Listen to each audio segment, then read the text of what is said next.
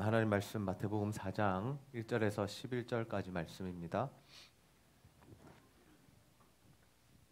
마태복음 4장 1절에서 11절까지 말씀 한 절씩 교독합니다. 그때 예수께서 성령에 이끌려 마귀에게 시험을 받으러 광야로 가사 40일을 밤낮으로 금식하신 후에 줄이신지라. 시험하는 자가 예수께 나와서 이르되 내가 만일 하나님의 아들이거든 명하여 이 돌들로 떡덩이가 되게 하라. 예수께서 대답하여 이르시되 기록되었으되 사람이 떡으로만 살 것이 아니요 하나님의 입으로부터 나오는 모든 말씀으로 살 것이라 하였느니라 하시니. 이에 마귀가 예수를 거룩한 성으로 데려다가 성전 꼭대기에 세우고 이르되 내가 만일 하나님의 아들이거든 뛰어내리라. 기록되었으되 그가 너를 위하여 그의 사자들을 명하시리니 그들이 너를 받들어 발이 돌에 부딪히지 않게 하리로다 하였느니라. 예수께서 이르시되 또 기록되었으되 주 너의 하나님을 시험하지 말라 하였느니라 하시니 마귀가 또 그를 데리고 지극히 높은 산으로 가서 천하 만국과 그 영광을 보여 이르되 만일 내게 엎드려 경배하면 이 모든 것을 내게 주리라. 이에 예수께서 말씀하시되 사탄아 물러가라. 기록되었으되 주 너의 하나님께 경배하고 다만 그를 섬기라 하였느니라. 함께 읽습니다. 이에 마귀는 예수를 떠나고 천사들이 나와서 수종드니라. 아멘.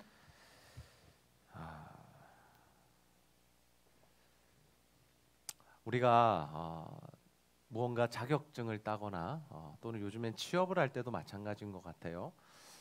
우리가 이러한 일들이 있을 때 반드시 통과해야 할 시험이 있습니다. 그죠? 점수가 필요한 시험이 있고 뭐 패스해야 할 어떤 시험들이 있고 뭐 가져야 할 자격증들이 있는 거죠.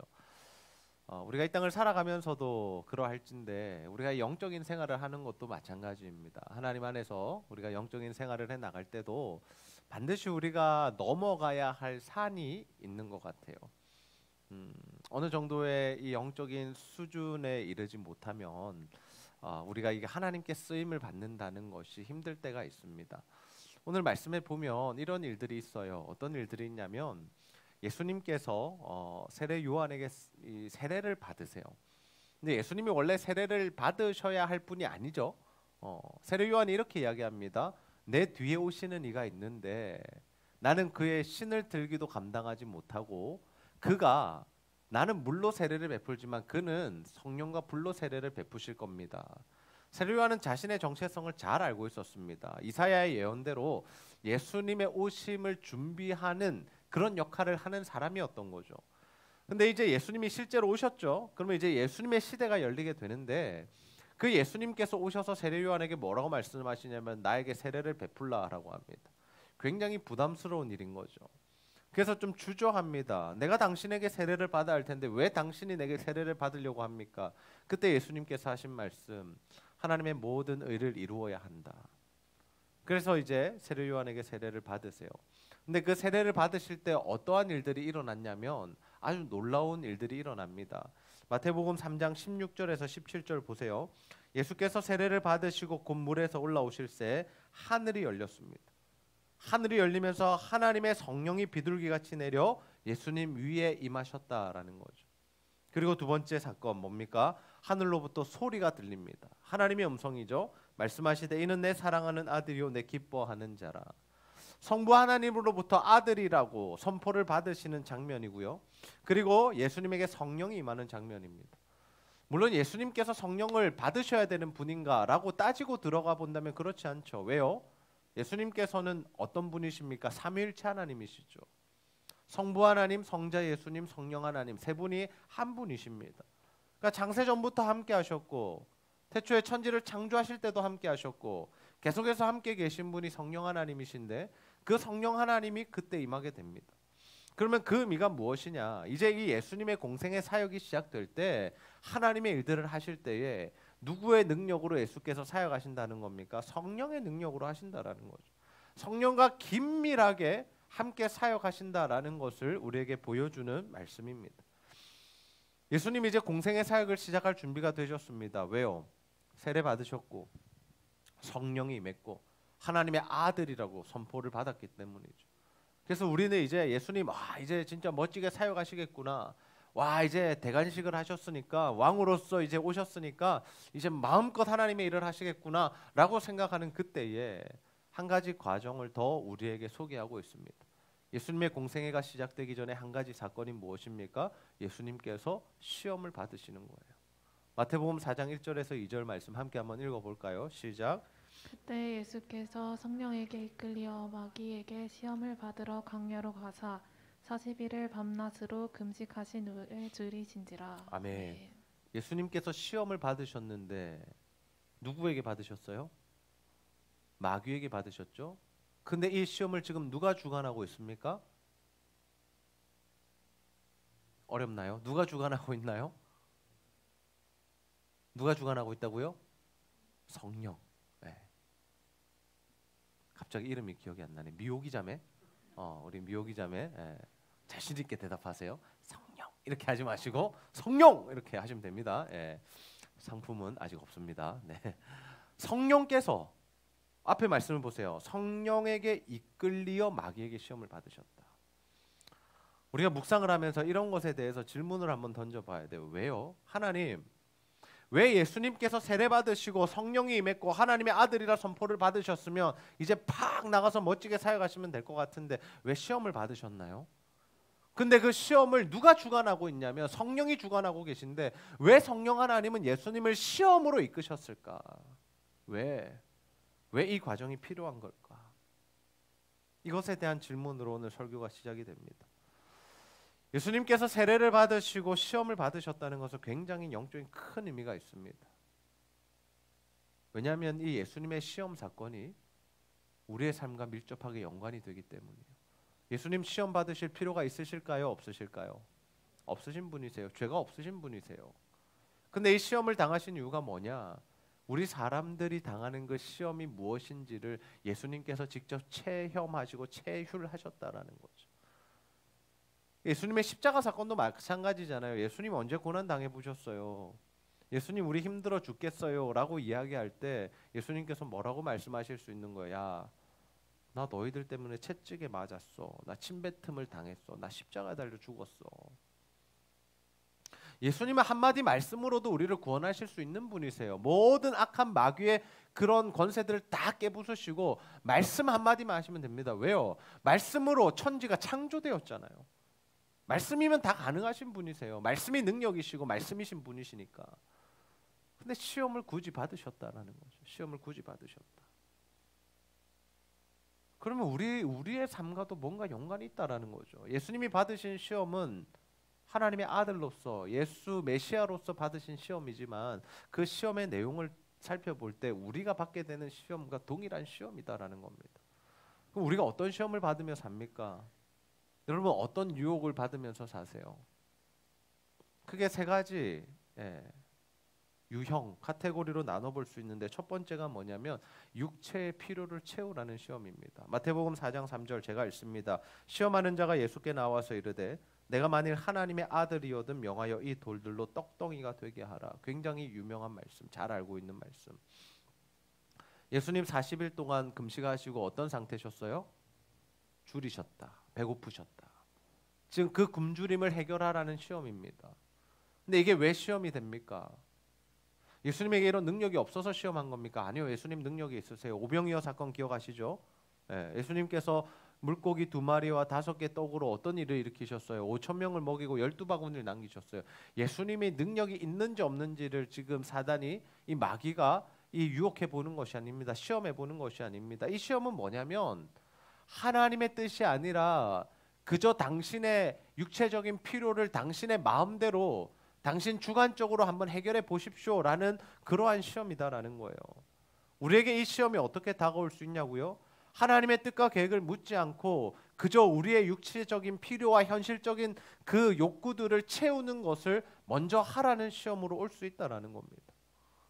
여러분 살면서 우리가 가장 많이 넘어지는 시험이 이 지점이에요. 이 지점. 먹고 사는 문제, 현실적인 필요, 지금 내가 당장 살아남아야 하는 일, 이런 것들.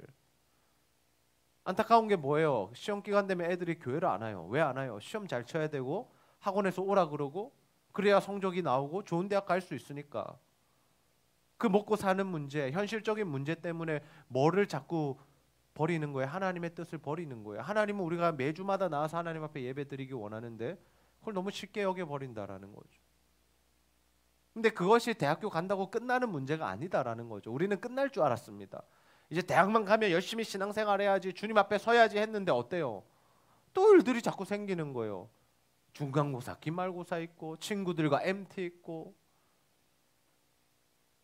취업하면 아무런 문제가 없습니까? 동일해요. 취업에도 또 문제가 생겨요. 직장 상사가 또 나오라 그러고 야유회가 있다 그러고 회식이 있고 잡무가 있다고 일하러 나오라 그러고.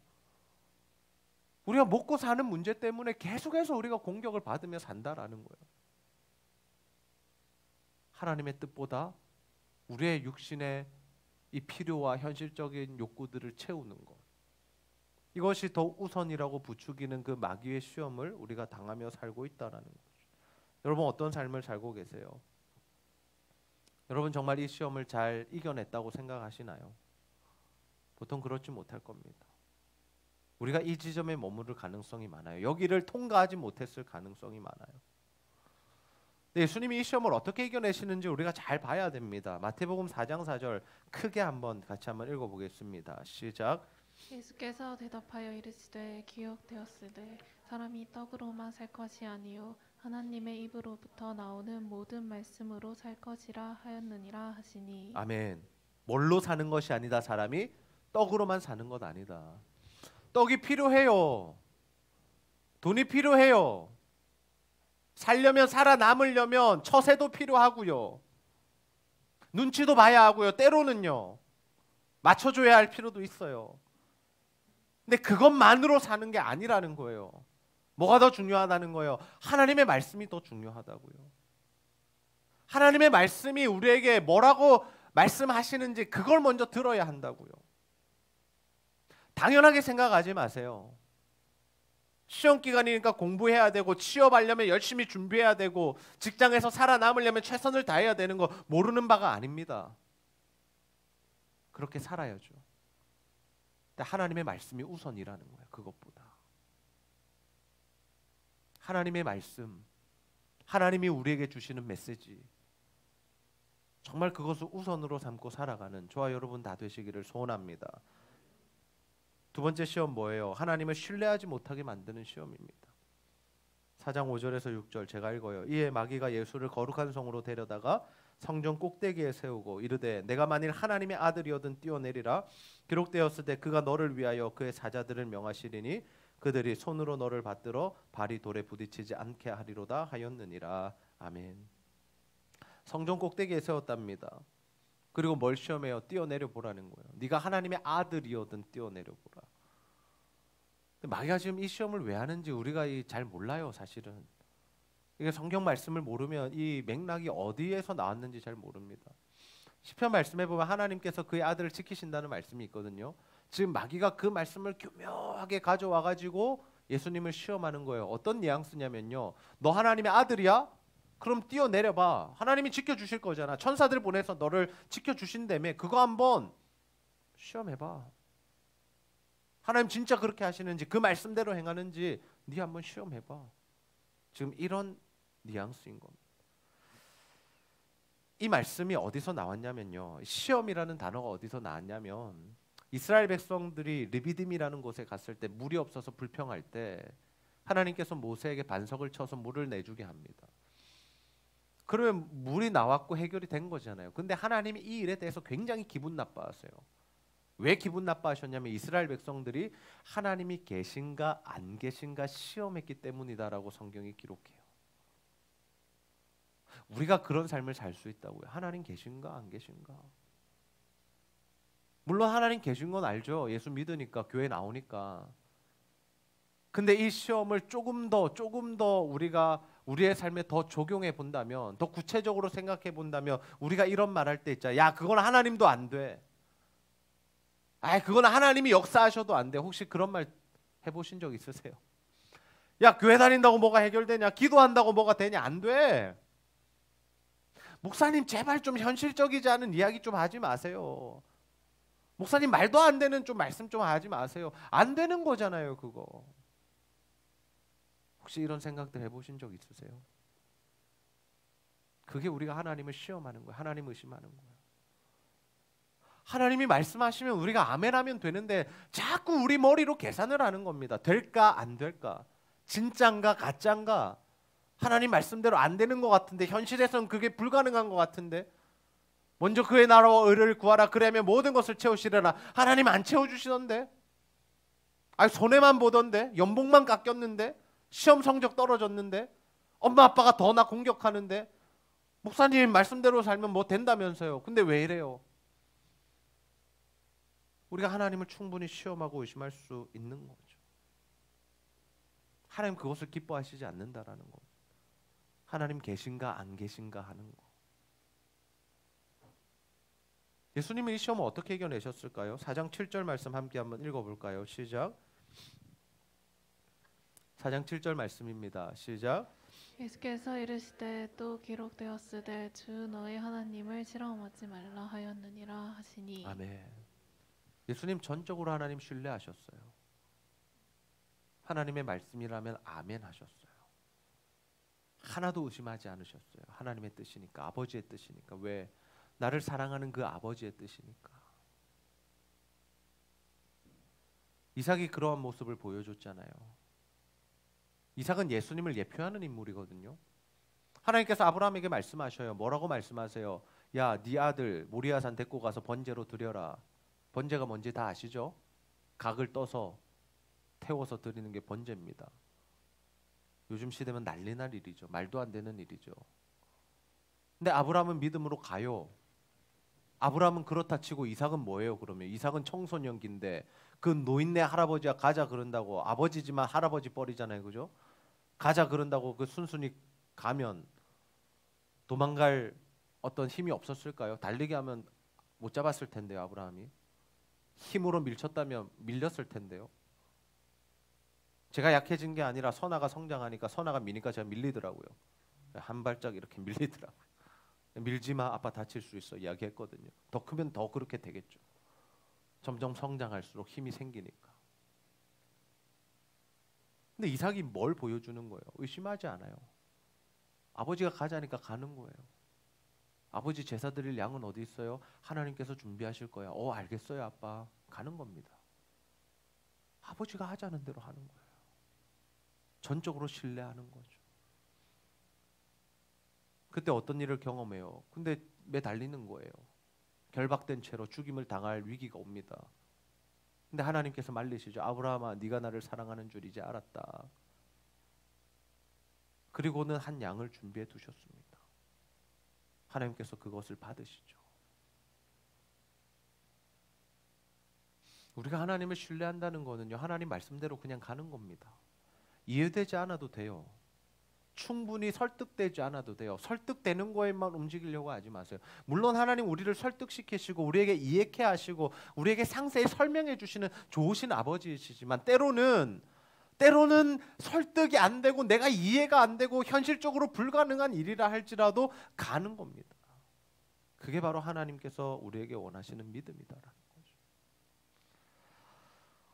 세 번째 시험이 뭐였습니까? 세상의 방식대로 살게 만들려는 시험이에요. 4장 8절에서 9절 보세요.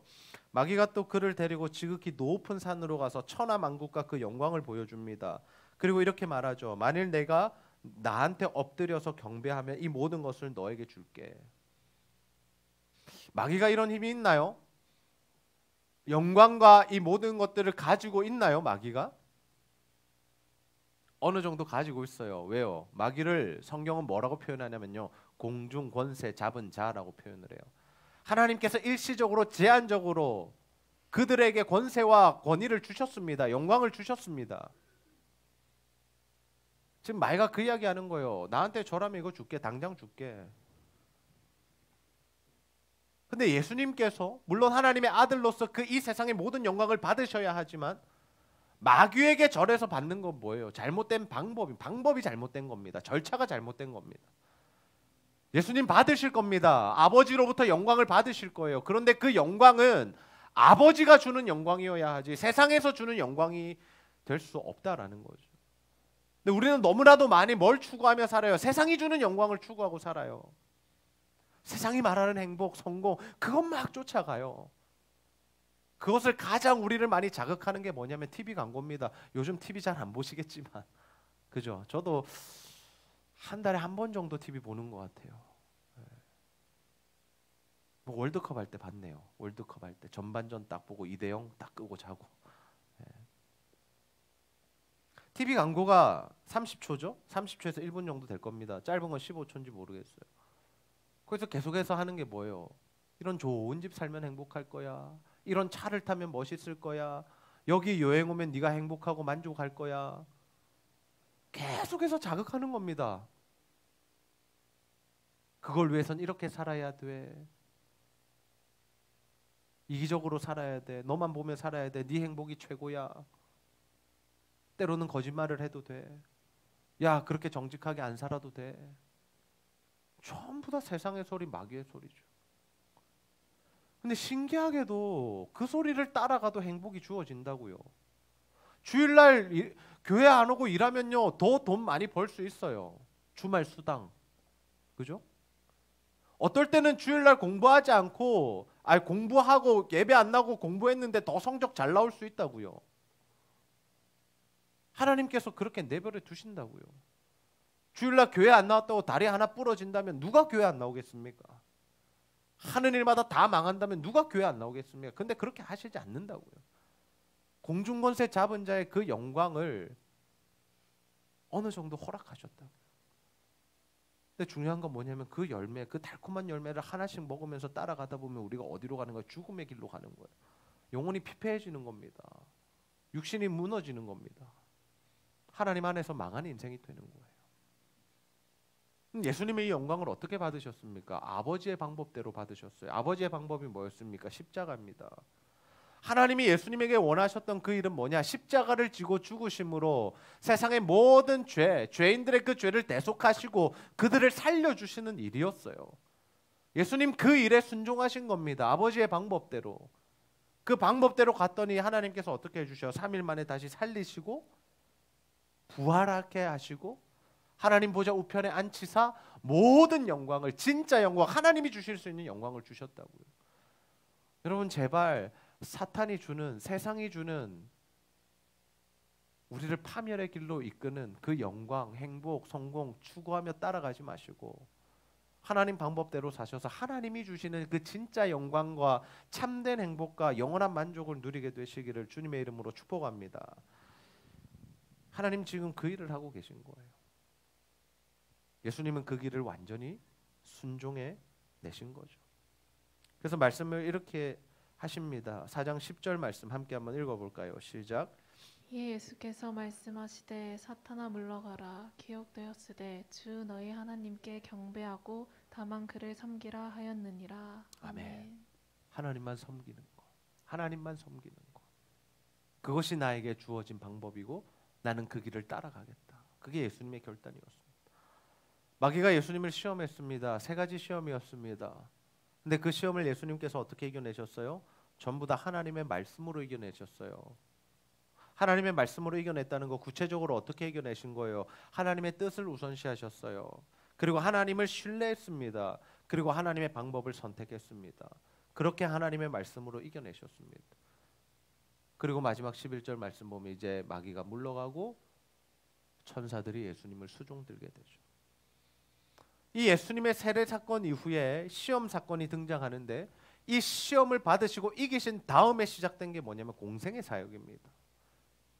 이 공생의 사역, 복음으로 사람을 살리고 고치고 키우는 이 사역이 언제 시작됐냐면 세례받고 성령 능력 충만하게 받아서 시작된 게 아니라 그 다음에 시험을 당하시고 이겨내신 이후에 시작됐다라는 거죠. 설교 소련에 드렸던 질문입니다. 왜 시험의 길로 인도하셨느냐? 어떤 영적인 의미가 있는가? 이게 우리에게 주시는 메시지예요. 세례와 시험과 공생의 사역이 이어지는 이 묵상, 이 말씀을 보면서 우리가 깨달아야 할 바가 무엇이냐면 내가 예수님을 믿었고 예수님을 만났고 그리고 내가 성령도 체험했고 은혜도 체험했고 하나님 만난 것도 아는데 왜 내 삶에는 하나님의 뜻이 완전히 이루어지지 않는가? 왜일까요? 시험을 이겨내지 못하고 있기 때문이에요. 시험 속에서 허덕이고 있기 때문에 계속 그 굴레를 돌아가는 겁니다.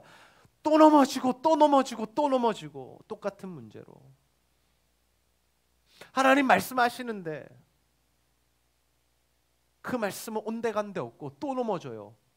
또 무너져요. 또 낙심해요. 또 우울증 걸려요. 또 죽을 것 같아요.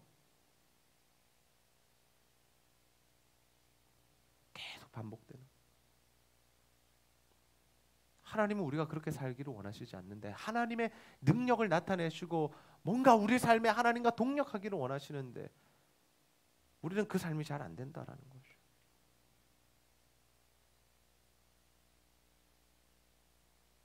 아담이 선악과를 따먹음으로 원죄를 지었고 그 원죄가 모든 사람들에게 전가됩니다. 아담의 실패 때문에 우리 모두가 죄를 가지고 태어나게 됐어요. 이스라엘 백성들의 실패가 그거 아닙니까? 전부 다 유월절을 체험했고 홍해가 갈라지는 역사까지도 봤는데 광야에 가서 한다는 소리가 물 없다, 배고프다, 애굽에서 괜히 나왔다, 왜 우리를 광야로 인도해서 죽이려고 그러냐? 하나님 살아계신 거 맞냐?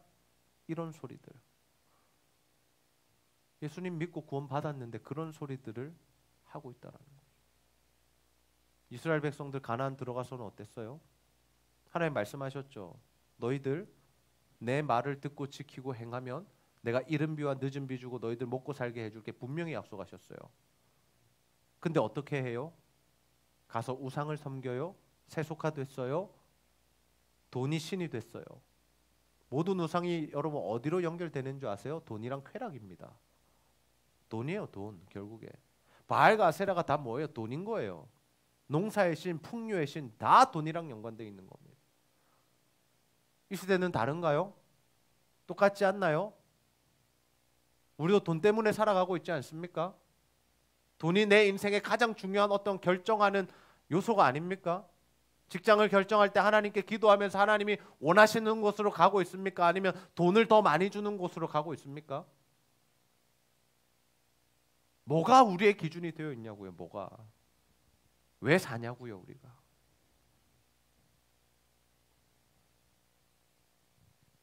우리도 마찬가지예요. 그래서 우리를 뭐라고 부르냐면 성경이 본질상 진노의 자녀라고 부르는 거예요. 그냥 우리는 죽은 존재라는 거예요. 태어나면서부터 사망으로 향해 갈 수밖에 없는 존재라는 겁니다. 근데 우리를 사랑하시는 하나님께서 우리를 이렇게 두실 수 있나요? 두실 수 없으신 거죠. 그래서 누가 오신 겁니까? 예수가 오신 겁니다. 그래서 예수를 보내주신 거예요. 뭘 끊으시려고? 이 죄와 사망의 굴레로부터, 권세로부터, 그 결박으로부터 우리를 풀어주시고 자유케 하시기 위해서 예수 그리스도가 이 땅에 오신 겁니다.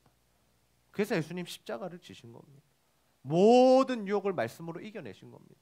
근데 예수 그리스도께서 말씀으로 모든 시험을 이겨내셨다는 걸 뭘 의미하냐면요, 우리가 그 주님 안에 있을 때, 우리가 그 주님과 동행할 때, 그 말씀의 인도를 받을 때, 성령의 인도를 받을 때 우리도 어느 자리로 간다는 거예요? 그 시험을 이기는 자리로 갈 수 있다라는 겁니다. 죄를 안 지을 수 있는 가능성이 우리에게 있다라는 거예요. 왜? 이제는 우리가 예수 그리스도를 믿고 예수 그리스도와 동행하고 그 성령의 인도를 받을 수 있는 자가 되었기 때문입니다.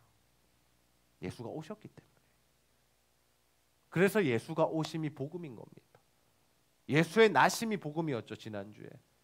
예수의 오심이 복음이고 예수가 세례를 받으시고 시험을 받으신 것이 복음이고 그 시험을 말씀으로 이겨내신 것이 우리에게 복음이 되는 겁니다.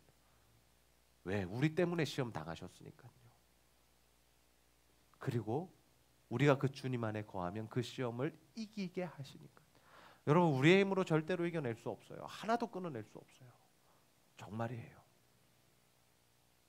여러분의 힘과 의지로 내가 스마트폰을 보지 않겠다 이거 끊을 수 있을 것 같아요? 절대 못 끊습니다. 아무 생각 없이 보고 있습니다. 네. 아무 생각 없이. 난 절대 이제 올해는 욕도 안 해야지, 예쁜 말만 해야지 끊어낼 수 있으실 것 같아요? 치고 들어오는 차를 보면 바로 욕이 튀어나오죠. 내 형제가 내 자매가 한마디라도 기분 나쁜 일 하면 이런 바로 나오는 거죠. 자기 힘으로 하나도 끊을 수 없어요. 담배 피는 사람들, 술 마시는 사람들, 마약에 중독된 사람들 다 이야기합니다. 올해는 금연해야지, 올해는 금주해야지, 이제는 거기 손 안 대야지. 근데 자기도 모르게 하고 있잖아요. 자기도 모르게.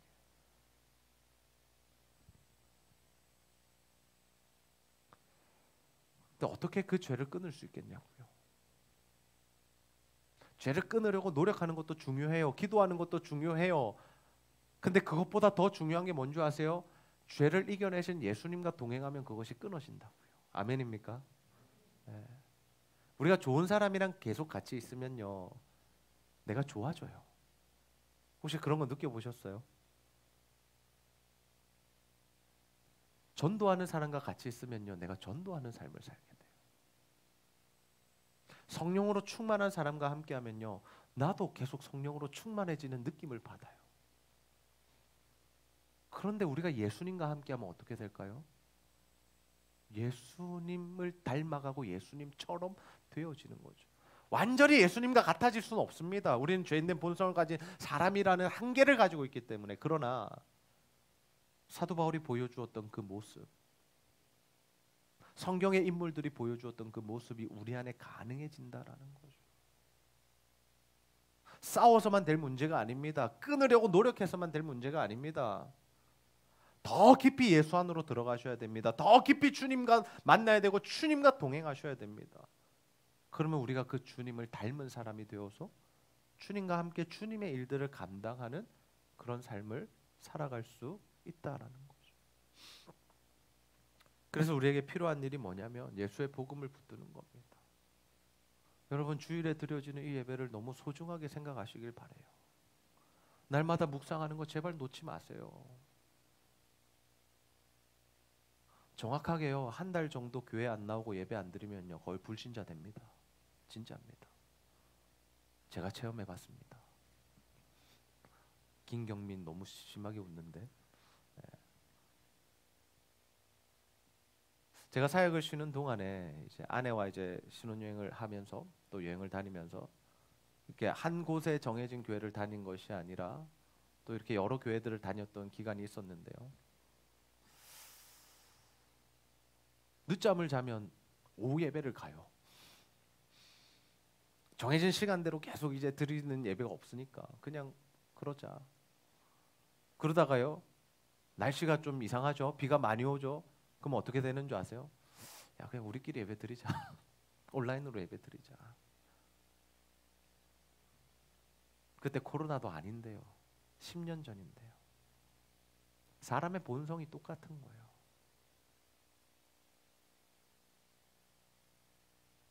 우리가 예수와 동행하고 성령 안에 있지 않으면요, 금세 우리에게서 나쁜 것들이 다시 올라오고 죄의 쓴뿌리가 올라오고 다시 예전으로 돌아가고 예수 믿기 전의 모습으로 돌아가 버립니다. 점검하십시오. 내가 예수와 동행하고 있는가? 정말 내가 성령의 인도함을 받고 있는가? 저는 우리 모두가 말씀으로 모든 시험을 이겨내신 그 예수 그리스도와 동행함으로 모든 죄와 모든 사망으로부터 결박을 끊으시는 그 예수로 말미암아 자유케 되는 은혜가 임하기를 소원합니다. 여러분, 하나님 안에서 진정한 자유를 누리십시오. 세상이 말하는 그 얄팍한 행복과 성공 말고요, 하나님 안에 거함으로 누릴 수 있는 그 진짜 행복과 만족을 누리십시오. 그리고 더 나아가서 하나님 주시는 은혜 체험하시고 더 나아가서 하나님이 원하시는 일들에 동참하는 자리까지 나아가십시오. 복음으로 영혼을 살리는 것, 우리 가정을 변화시키는 것, 내가 속한 공동체에게 하나님의 사랑을 흘려보내는 것, 그것이 바로 하나님과 함께할 때 우리 안에 일어나게 되는 일인 줄 믿습니다. 저는 우리 제자들교회 모든 지체들이 그 자리까지 나아가는, 예수와 동행함으로 삶이 변화되고 생각이 변화되고 정말 세상에 복음의 영향력을 끼치는 데까지 나아가는 저와 여러분